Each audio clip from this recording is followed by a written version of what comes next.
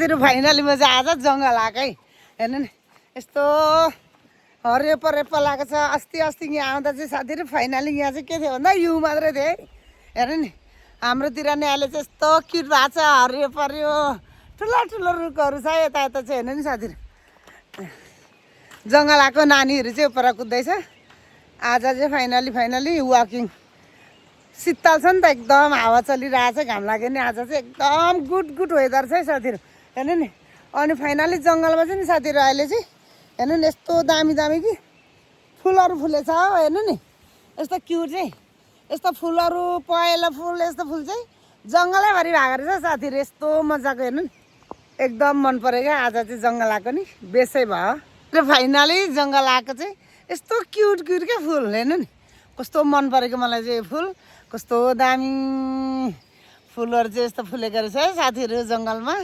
हजुरहरू visit गर्नुहोस् है यसो टाइम पासको लागि क्या। जङ्गलमा यस्तो दामी हरियो पर्यो।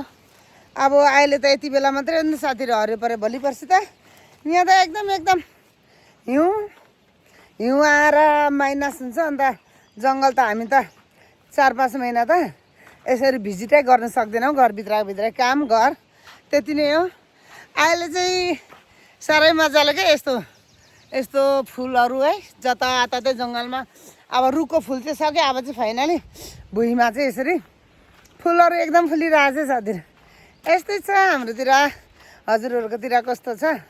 आज चाहिँ अघि नानीहरू चाहिँ साथीहरू अघि नै नानीहरू चाहिँ यहाँ खोलातिर खेल्दैछ नि त। म चाहिँ फाइनली खोलामा आइपुगेँ। नानीहरू चाहिँ अघि नै आइपुगेछ साथीहरू।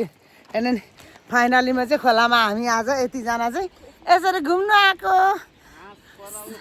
से अभी हाई, अभी से हाई। नानीहरूलाई यसरी घुमाउनु ल्याएको। हेर्नु नि म चाहिँ अब हाँस देखाएको चाहिँ हजुरहरूलाई पर। हेर्नु नि कति हाँसहरू हुन्छ नि त यहाँतिर चाहिँ एकदम क्युट हुन्छ। अहिले चाहिँ जङ्गलतिर फाइनली अब चाहिँ झिँगे खोज्दा नि भेटेन हामी चाहिँ लागेको घर लागेको है साथीहरू। माछा कतिको पर्दैछ नानीहरू? माछा कतिको पर्दैछ? छैन? ए ल धेरै मारेर आउनु है भरे। हामी चाहिँ हिँडेको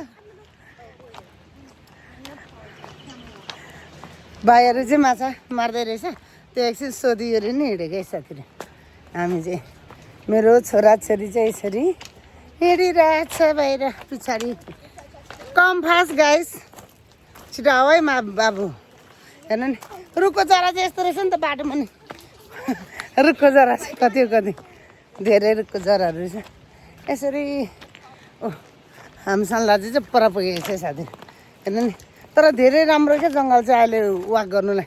हरियो पर्यो यस्तो दामी छ नि त, यस्तो राम्रो हरियो पर्यो पलाएर केटाकेटीसँग